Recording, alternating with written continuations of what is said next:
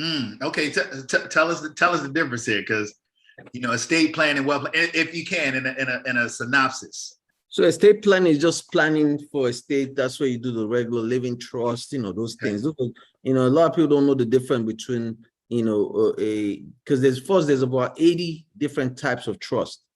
So just to keep it real simple, there's trusts that just are good for probate avoidance, to avoid probate. Right. They don't protect asset. And then there's trusts that are asset protection trust and probate avoidance trust. So big difference. So when you really want to create wealth planning, which is why creating generational wealth is so important. When you want to do wealth planning, you want to get an asset protection and probate avoidance trust on the highest level and on the forensic level, because you want to keep everything, you want to keep your business separate from your personal, which a lot of people don't understand. So first, how do I own my business to make sure I could pass it on to my children without them worrying about gift tax, estate tax, and all this stuff? Well, it's all about how you're structured, because at the end of the day, your social security, you as a human being, you are an estate, so that's just you. That's why they do estate planning on you. If I want to do wealth planning, it don't have to be me. It's outside of me. Right. It's wealth planning. How do I protect that wealth? How do I make sure that the wealth continues to grow forevermore, right? While I'm dead and gone. That's wealth planning, not just estate planning. Wonderful. Thank you. Thank you for that. Now, look. So I'm curious. You were in Canada. You came to the U.S. You're working at IHOP. Now, did you have any family in the States? No, man. So just you. This is just me. Yeah, I have a documentary that just came out called The African Millionaires in America. Millionaires in America. So great documentary, kind of shared a little bit and some things that people didn't know about me. How, I slept in my car, those things, and woke up in the morning, go to a Motel 6 and take a shower, and all that. So, you just got to keep pushing. I was just happy to be in America. Everything else will work itself out. Wow.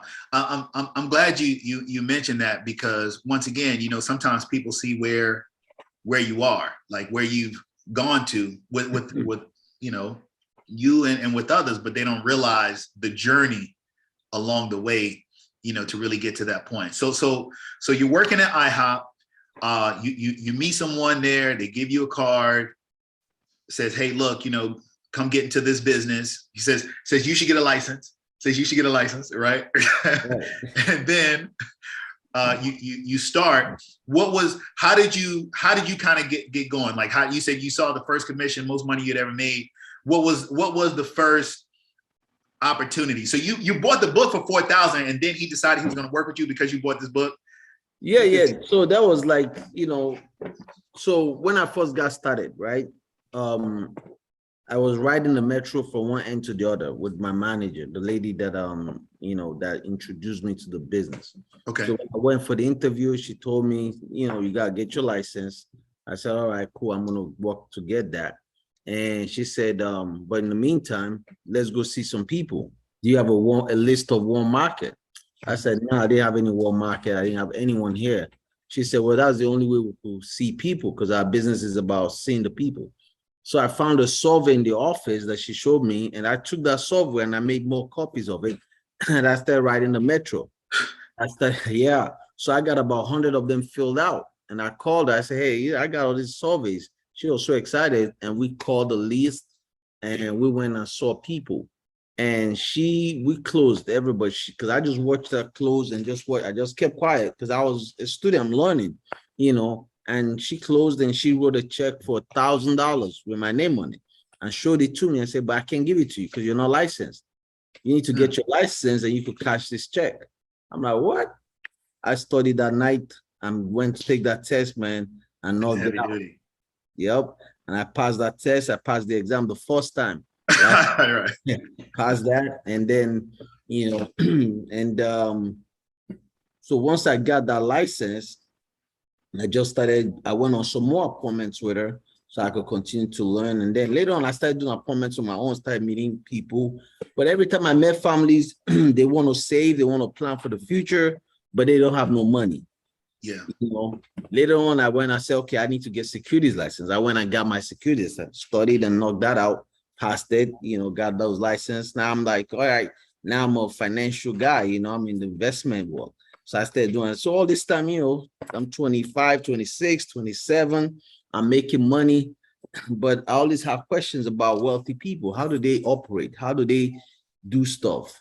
Then as I continue, I say, man, there must be something else, because this 401k ain't cutting it. Because there's a lot of people that don't have money to save. You can't be saving, you know, $300 towards your future. Yeah. You know, and then when I meet somebody, I want to do mutual fund. Oh yeah, you know, oh, I can only put away $50.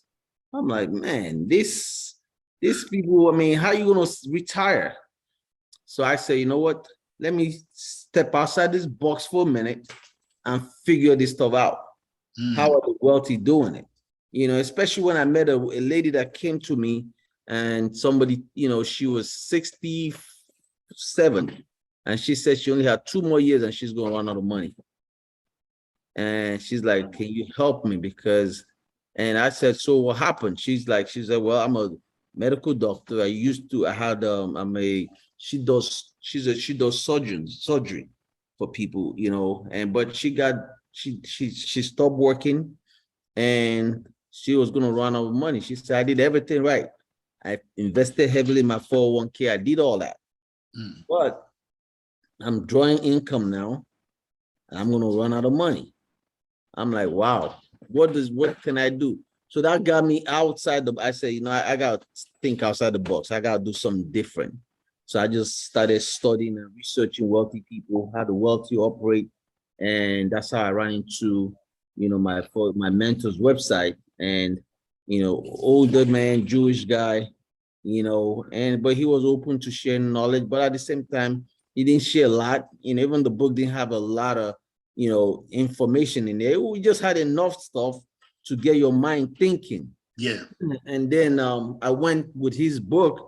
I went and set up my own, because I didn't have a will or a trust back then, you know. But then I went and I met with an attorney to set mine up, and I was asking the attorney questions about, you know, because I also had my corporation then, you know, and I was asking questions, you know, how do I have my trust on my business?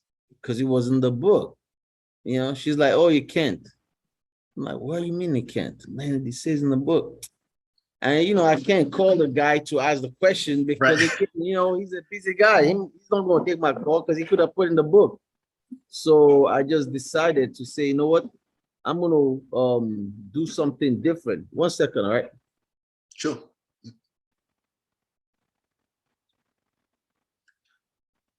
So already bombs getting dropped here. Yeah. So I said, you know what? I'm going to do something different. So once I got his book, I read it, and I saw, man, this guy right here. All right. So I called him. I said, listen, I have a client. One of my good friends was coming from Africa, owned a bunch of hotels. And I said, man, I have a, you know, friend coming. He's wealthy. You know, maybe you could help him. He said, all right, sure.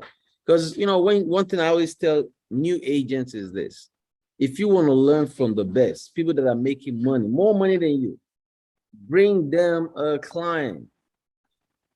You know, bring them somebody. Don't just sit around and, oh, I want to get information for free.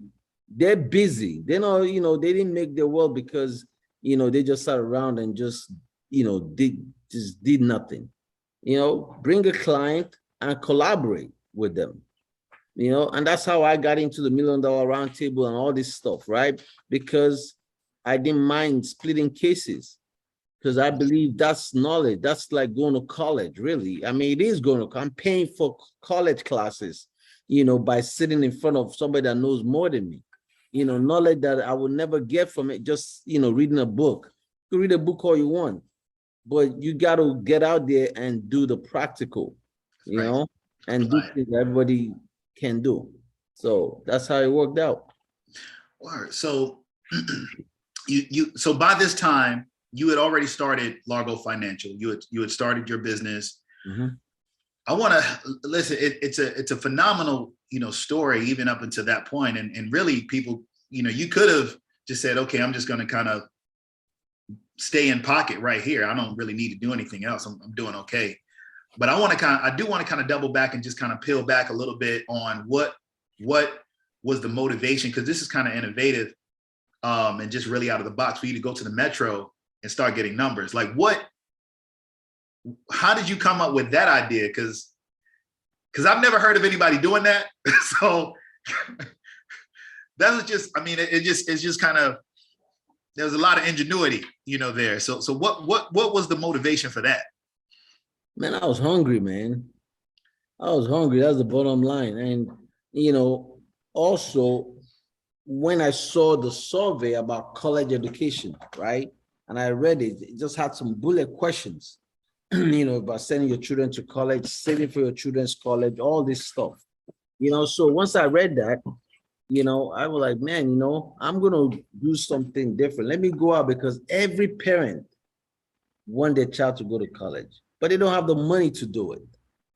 So immediately I said, okay, if I take this survey and start talking to families, and all I did was, hey, my name is Douglas Eze.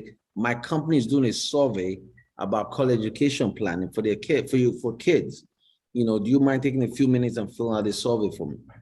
And then they read it, they say, yeah, sure, we could do it. People are always willing to help. And you got to present yourself well. Don't look like, talking to people about money, you got to look like, like you at least, I get a suit. I only have one suit that I wore all the time, but it was a nice suit. So, and I wore a suit that made me smile, because there's some things you wear that you feel like, man, I don't look good today. But you wear a suit that makes you feel like you're on top of the world, so you could talk to anybody. So that's what I did, and I'll go out and they're like, yeah, sure. Some people said, no, I'm not interested, I don't have any children. Some people say, yeah. And I also did it in grocery stores. When I see people with their children, I go up to them and say, can you fill out this survey for me? And they're like, yeah, sure, no problem, I'll do it. And they fill it out, you just ask them, if I could, one of the main questions, the real catch question was, if I could show you how to plan for your child's college by you putting away anywhere from $1 to $5 a day towards your child's college tuition, education, and would that be something you would like to do? And you could have X number of dollars saved for them, between $1 to $5. $1 a day, $30. Yeah. Right. So I'm getting those premiums. Once they commit to it, that means I'm going to get between $1 to $5 from this person. That's right. A day. So that was the catch right there. And they say yes. So that becomes, so they check off the box. Yes. They check off the box, and then they give me their phone number, their name, the best time to reach them, their address, and they list how many children they have. That's a lead, right? Wow. So you're like, yeah, let's do $5 times all three of those. Thank you. So that became premium, but I didn't even know what I was doing anyway until I showed it to my manager, and she was like, whoa, all right, let's go. We got on the phone, and I remember they remember me, because I was telling them exactly, hey, we met you, fill out a survey, just following up with you about it to check off the boxes, and boom, we set up an appointment.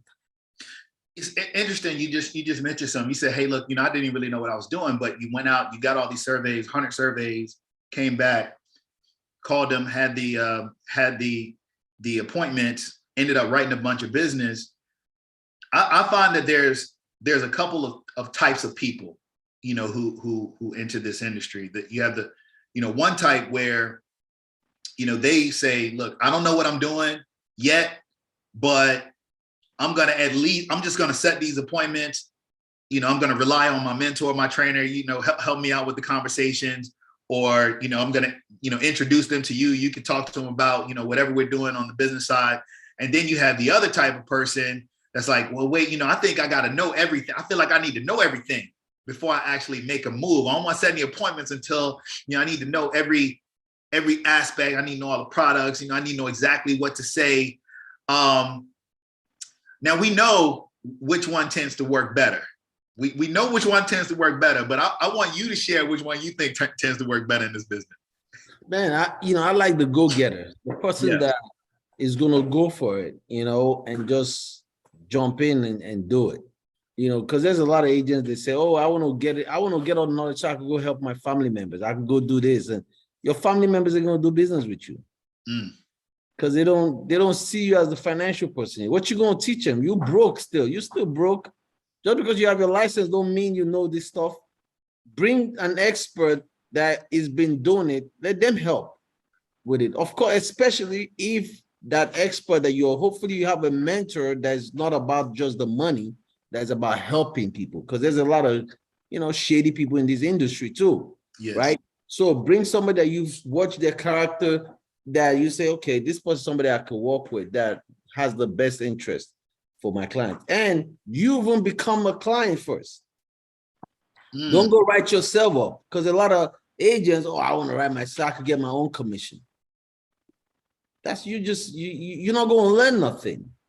Let somebody else. My manager back then was my agent that wrote me up, and wrote up my kids. Not because he never asked, even as I grew in the business, even one of my mentors that also my upline the business that introduced me, I and I went to him. I said, listen, write it, sign it, show, I could have got the commission, but no. I look at it like this, if I'm not licensed and I'm looking to get business or get a life insurance product or whatever the case might be, somebody needs to write me up. Mm-hmm. So all of a sudden, because I'm licensed now, I give up that commit, don't let the manager that introduced me to the business, I want them to write it. Let them get a commission. Let them win. I'm supporting their business for them even introducing me to this business. That's the way I see it. Strong. And then I go out there and because I believe I'm gonna get other people. There's millions of people out there. So what's my little sale gonna do? Right. So I go after other people and and make my money that way. You know what? That was an important point. You said, letting your manager write your business, that was a part of your education. Because if you wrote it, what are you really learning? What kind of strategy are you building? Whereas if your manager, if your leader, your mentor, if they are helping you to put this in place, then what they're doing is they're showing you how to put it in place for somebody else. Exactly. Right. Exactly. And you get to see how, and then you could ask questions. How did you do it this way? Okay, why are we doing it this way? And then now I understand how the product is, even though I've seen them do it before, but I also want them to do it for me too, because I might do it and not build it correctly. And I've seen agents, when they come on board my organization, they go write themselves up, okay. And then a month or 2 months later, I'm doing a training and they start, I messed up. I really did the wrong thing. Right. Can you review it for me? I'm like, why I got to review for you? I'm like, you had the opportunity, but that's the mentality. That's the scarcity mentality that most people have. Instead of abundance, and I look at that like, look at this. This is a huge industry, huge. There's so much opportunity to make money in this business, but you got to be willing to learn. You got to be willing to, put in the work and do it correctly. And if you do it right and you're willing, you don't steal from people, because there's so many people that they constantly steal from folks and never, ever give credit to where they got the idea from, right? Or they take your stuff and they go somewhere else and do business with it. And again, nothing wrong with that. But for me, what I've done, especially when I meet people that I know, like there's another mentor I have. I mean, I buy his software, I use his software to do presentations, and I go to his mastermind, and I pay money. Why? Because I want to, now he's giving me the right to use his stuff. Yes. Because I paid for it. Some people want to use your stuff without paying for it, right? And they don't understand that, oh man, even like the book you bought, right? You paid for that. Now that knowledge is out there for you to use all day, every day, right? But some people don't want to. Some people go make copies. Right, right. Hey, look. No, and not only did I buy the book, I read the book. That's right. another component as well, you know.